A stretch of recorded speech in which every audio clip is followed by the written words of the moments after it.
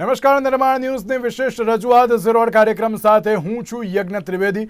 દર્શક મિત્રો, આજે ઝીરોડ કાર્યક્રમમાં ચર્ચા કરવા જઈ રહ્યા છે સત્તાધારની જે જમીનને લઈને જે વિવાદ અત્યારે તો જોવા મળી રહ્યો છે, જેમાં સત્તાધાર ટ્રસ્ટ અને ગૌશાળામાં ટ્રસ્ટી બનવા માટેનો જે અત્યારે તો જે પત્રની બાબત પણ સામે આવી છે। પત્રમાં જે રીતે 11 મુદ્દાઓને પણ અત્યારે તો જે ઉલ્લેખવામાં આવ્યા છે નરેન્દ્ર બાપુ દ્વારા, અને તેમાં પણ જ્યારે વિજય બાપુને પણ ક્યાંક અત્યારે તો જે ખુલ્લો પડકાર પણ જે આપવામાં આવ્યો છે નરેન્દ્ર બાપુ દ્વારા, અને સાથે જે અલગ અલગ બાબતો પણ જોવા મળી રહી છે કે સત્તાધારમાં વહેલી તકે અત્યારે તો વહીવટદારની નિમણૂક કરવામાં આવે તેવા પણ અત્યારે તો જે બાબત કહેવામાં આવી છે। સાથે સાથે જ જે આ વિવાદ છેલ્લા ઘણા મહિનાઓથી જે જોવા મળતો હતો ને તેમાં પણ જે નરેન્દ્ર બાપુની જે એન્ટ્રી પડી ને ત્યારે નરેન્દ્ર બાપુ દ્વારા પણ કહેવામાં આવ્યું કે સત્તાધારને બદનામ કરવા માટે અત્યારે તો જે ચંડાળ ચોકડીની હવે તપાસ થવી પણ બહુ જરૂરી છે તેવું પણ તેમના દ્વારા કહેવામાં આવી રહ્યું છે। ત્યારે આ મુદ્દો આખો શું છે, વિવાદ આખો શું છે, તેને લઈને ચર્ચા વિચારણા કરવી છે।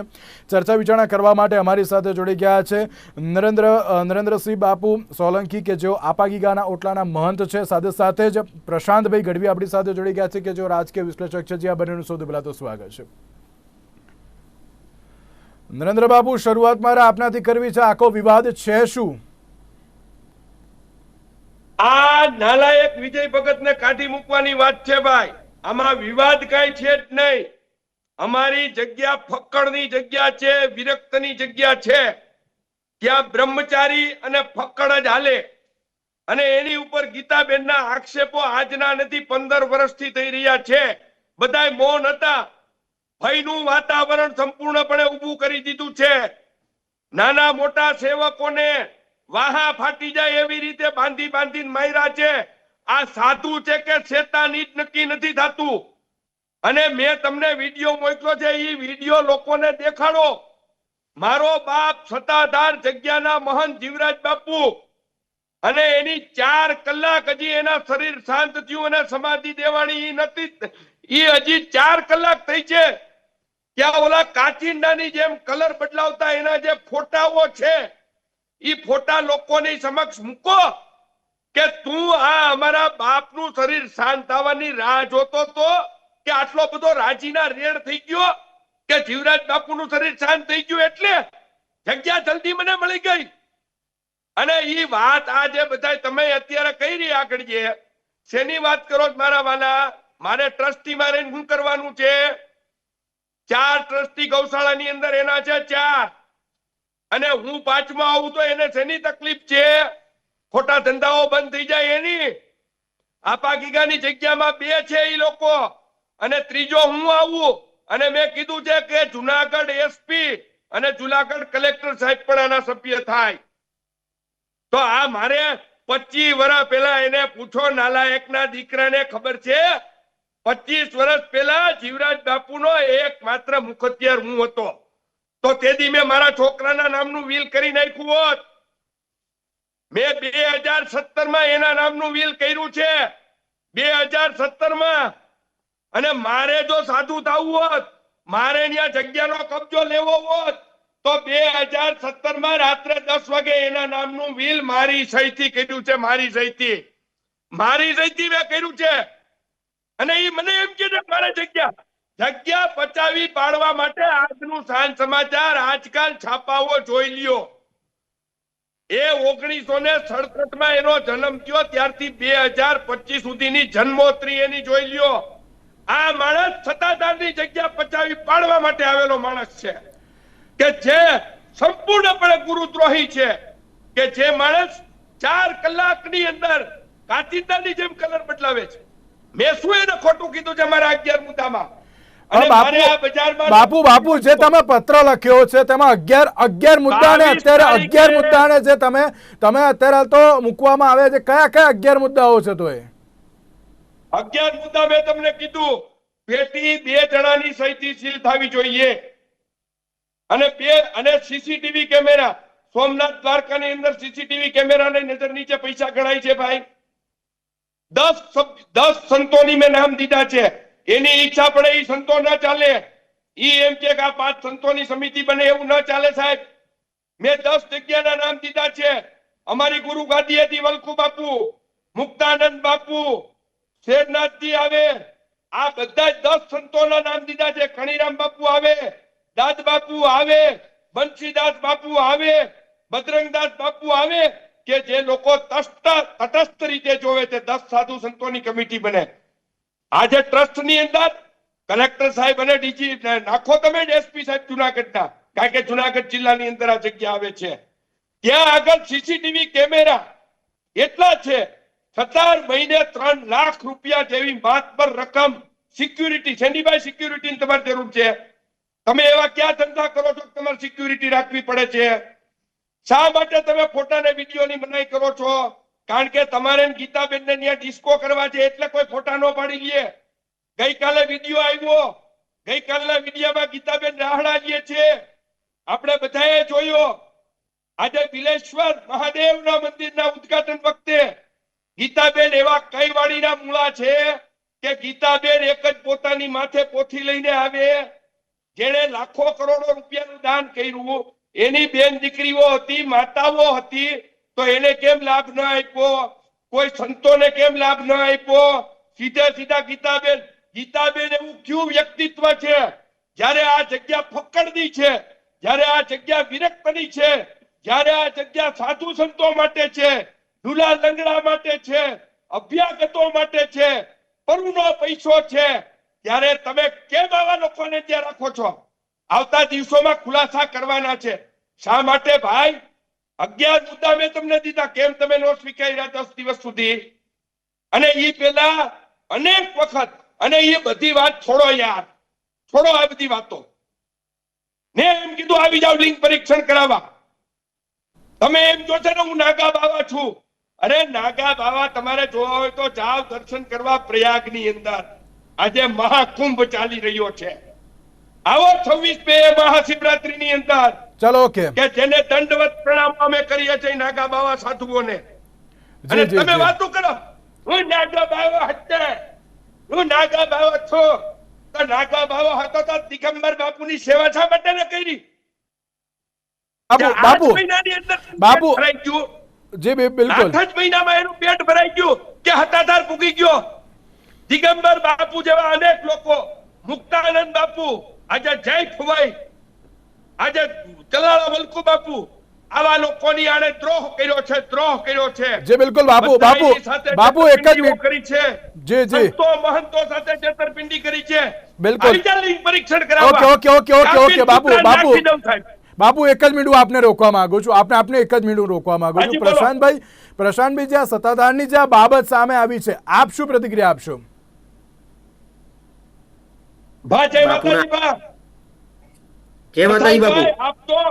આપ તો ગઢવીના દીકરા છો, આપના ચરણોમાં વંદન કરું છું.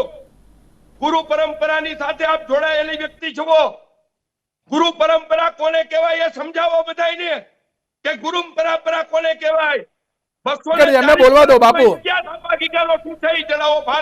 જી બાપુ તમે જણાવો. બાપુ એક જ મિનિટ એમને બોલવા દો. જી બાપુ, આપને મેં સાંભળ્યા. હવે ઓવરઓલ જગ્યાનો વિવાદ પણ આપણે આપના થકી જ ઉજાગર થયો છે.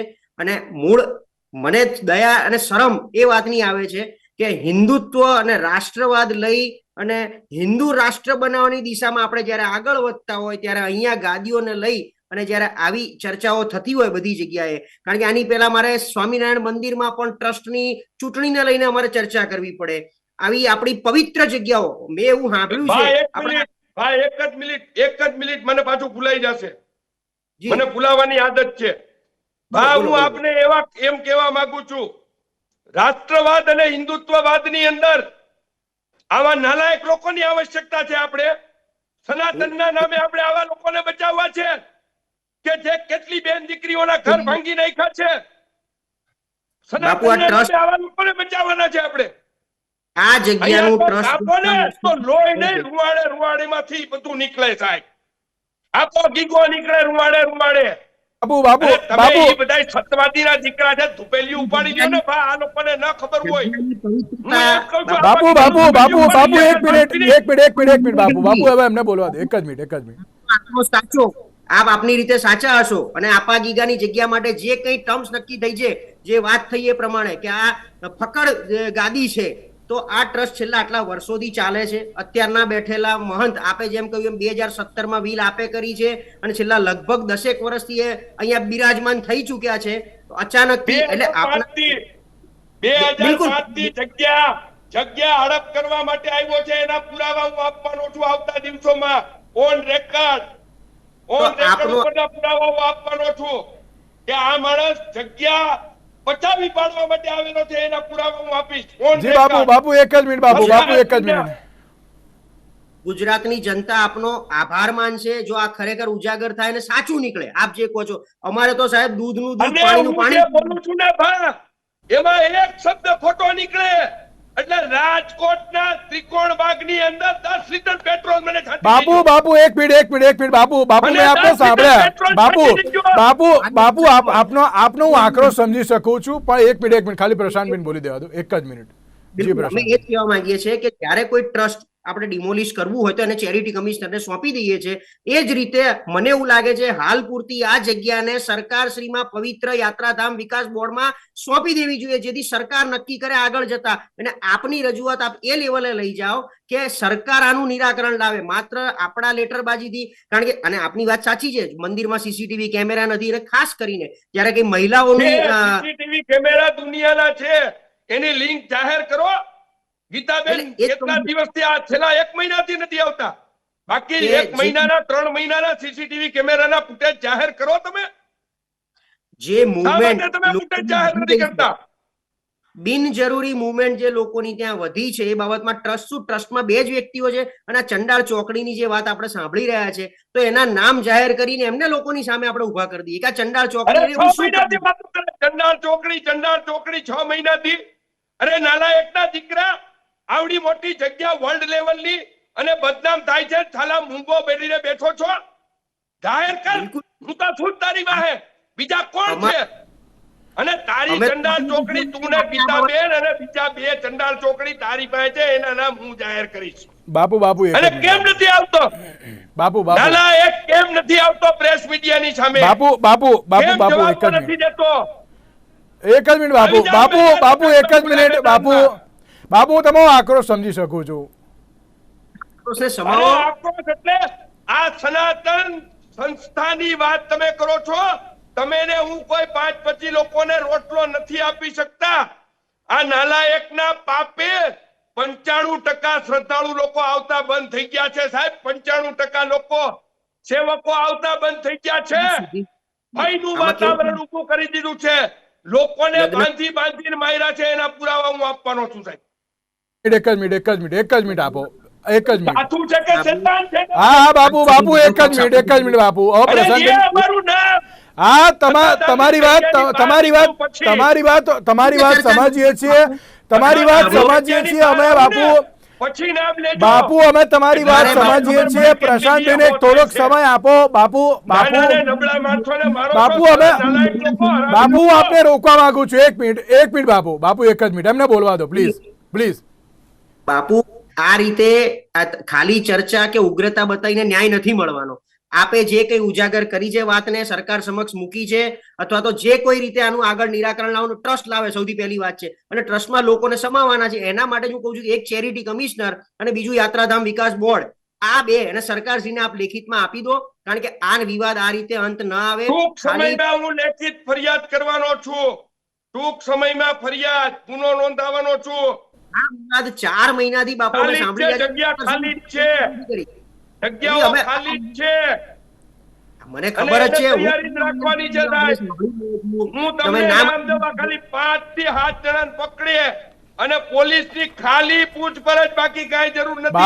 બાપુ એક મિનિટ બાપુ એક મિનિટ ખાલી વાતો સાંભળી લો. એક જ મિનિટ તો આપો.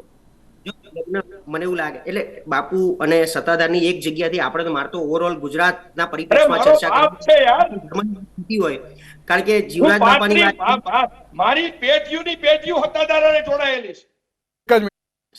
બાપુ પ્લીઝ એવી પવિત્ર જગ્યા, પવિત્ર મંદિર છે અને એમાં જયારે આટલે હદે જતું હોય તો આજ સુધી કેમ કોઈનું ધ્યાન ગયું નથી? કારણ કે આનું ઓડિટ ધ્યાન હતું. બીવરાવીને મારી નાખ્યા બધાને.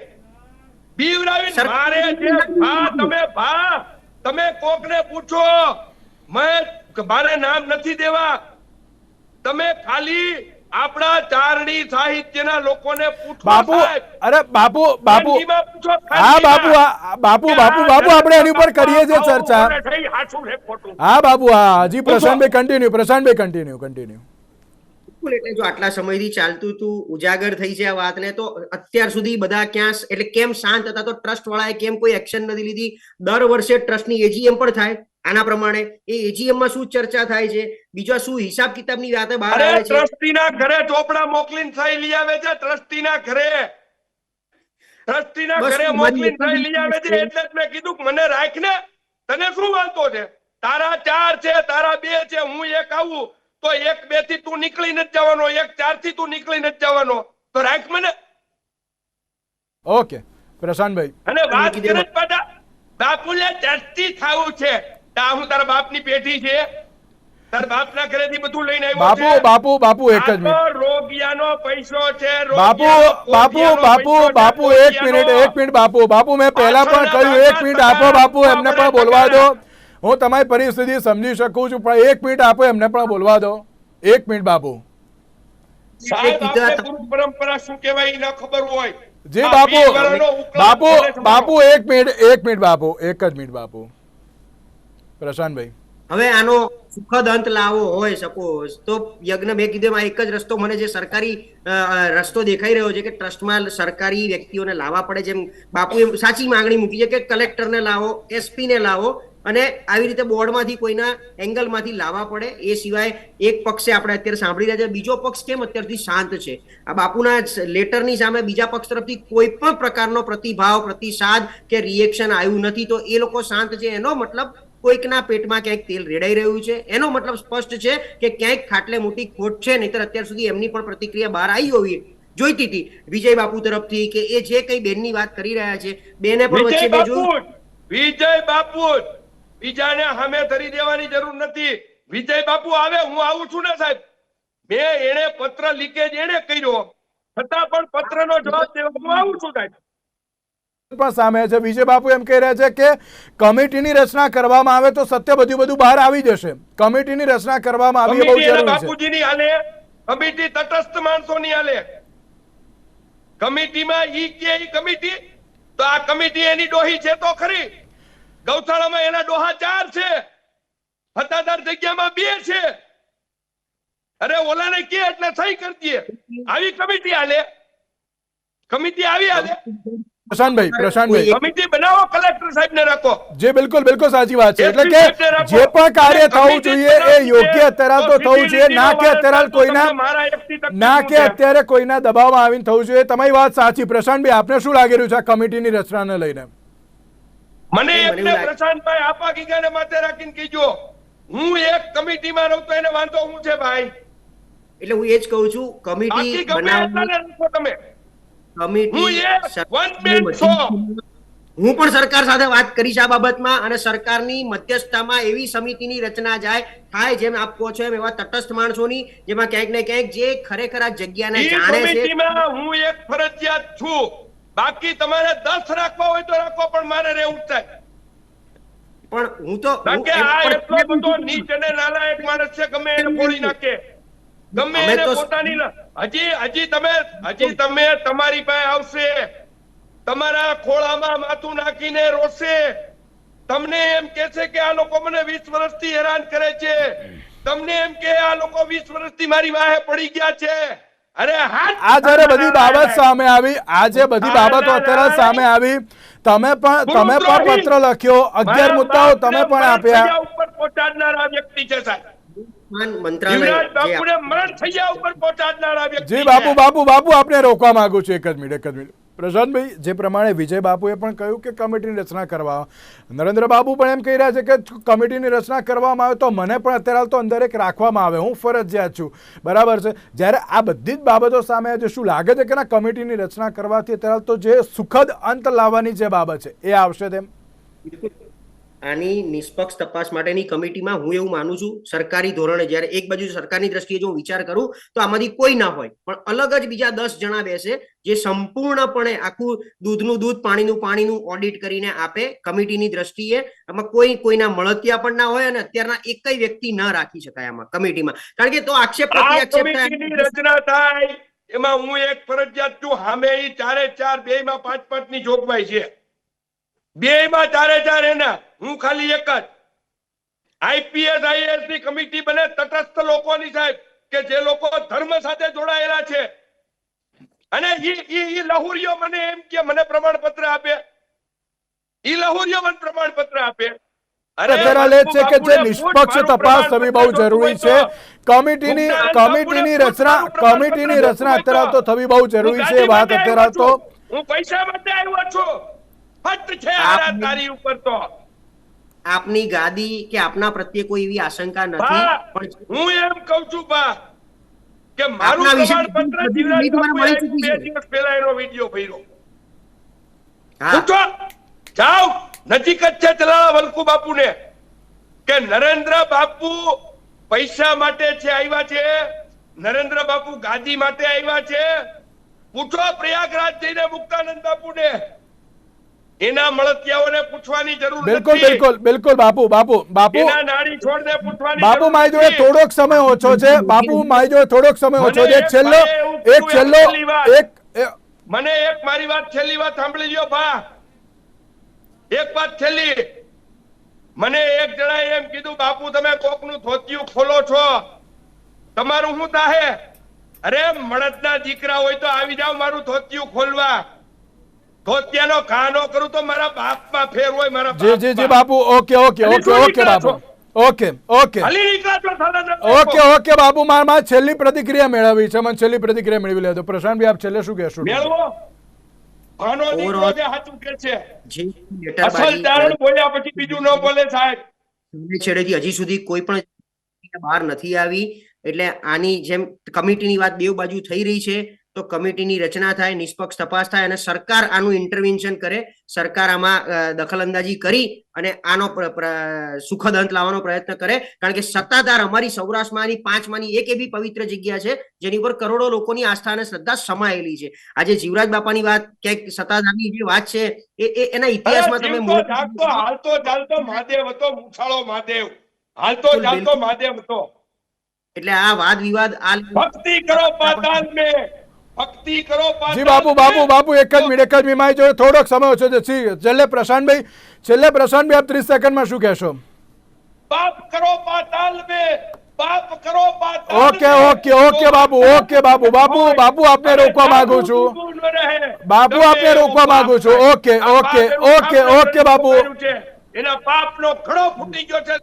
જી બિલકુલ બાપુ, ઓકે જી 30 સેકન્ડ. જી પ્રશાંતભાઈ, ઓવરઓલ નિષ્પક્ષ તપાસ માટેની આપણે સરકારશ્રીને પણ આપણે પણ રજૂઆત કરશું આપણા તરફથી, કારણ કે આ વિવાદ જો વધારે લાંબો થાય, મેં કીધું એમ ઉત્તર પ્રદેશમાં દર ત્રીજે ચોથે દિવસે કોઈક ને કોઈક મઠને લઈને વિવાદ બહાર આવતા હોય છે, જે હવે જે અત્યારની સરકાર જે હિન્દુત્વને વધારે વરેલી છે, વધારે માને છે, તો એ તો હવે એમનો બી પ્રશ્ન એટલો જ છે, એમના માટે પણ આ પ્રાણ પ્રશ્ન છે. બહુ જ જલ્દી બાપુ આપ મ્યુટ છો, એટલે આપનો અવાજ નહીં સંભળાય. બાપુ આપ મ્યુટ છો, એટલે આપણે એક જ વાત કરીએ, કારણ કે જગ્યાની પવિત્રતા અને જગ્યા જે છેલ્લા ઘણા વર્ષોથી જે ટ્રસ્ટ ચલાવી રહ્યું છે એ કેવી રીતે એને ટ્રસ્ટના પણ પાછળના ઓડિટ આપણી સામે બહાર આવે, અને જગ્યાને લઈને જે બીજા બધા એલિગેશનો થયા છે, ખાસ કરીને મહિલાઓની મુવમેન્ટ વધી છે, એ બધું મને એવું લાગે છે કે આ બહુ મોટી તપાસનો વિષય છે. અને જ્યાં સુધી આ તપાસ ચાલે ત્યાં સુધી આ ટ્રસ્ટને પણ નલ એન્ડ વોઇડ કરવું જોઈએ. અત્યાર પૂરતું જે રીતે વિવાદ બહાર આવ્યો છે, બીજી વાત આપણે બાપુને રિક્વેસ્ટ કરીએ, કારણ કે એમણે માત્ર પત્ર સોશિયલ મીડિયા થકી અને બીજી કોઈ રીતે નાખ્યો છે, તો હવે ઓફિશિયલ વેથી સરકાર સમક્ષ મૂકે આને, કારણ કે આપણે દેવસ્થાન અને મંત્રાલય છે આખું, જેને આપણા ગુજરાત સરકારમાં મંત્રી છે, જે લોકો એની બાપુને કઈક કેવું છે બાબત મંત્રાલય. બાપુ આપ ત્યાંથી અનમ્યુટ કરજો તો આપનો અવાજ આવશે. બાપુ આપ અનમ્યુટ કરો, આપ મ્યુટ છો. દેવસ્થાન અને ધર્મનું જે મંત્રાલય છે આપણા, એમની આગળ આ રજૂઆત લાવવી પડે અને આ ટ્રસ્ટને અત્યારે નલ એન્ડ વોઇડ ગણાવવું પડે. જો આ 11 પાનાનો જે કંઈ લેટર આવ્યો છે 11 મુદ્દાનો 11 લેટર પાનાનો આવ્યો. નહીં, 4 પાનાનો 11 જી મુદ્દાનો. બિલકુલ બિલકુલ બિલકુલ ઓકે ઓકે ઓકે ચલો ઓકે પ્રશાંતભાઈ આપનો આભાર અમારી સાથે જોડાવા માટે અને સાથે સાથે નરેન્દ્ર બાપુ આપનો પણ આભાર અમારી સાથે જોડાવા માટે. તો જે પ્રમાણે નરેન્દ્ર બાપુએ પણ કહ્યું કે અત્યારે તો મુદ્દાઓ ઘણા બધા છે, પણ હવે જલ્દીથી આનું નિરાકરણ આવે તે તો હવે આવનારો સમય જ બતાવશે. તેની સાથે જ આજના વિશેષ કાર્યક્રમમાં રજા આપશો. નમસ્કાર.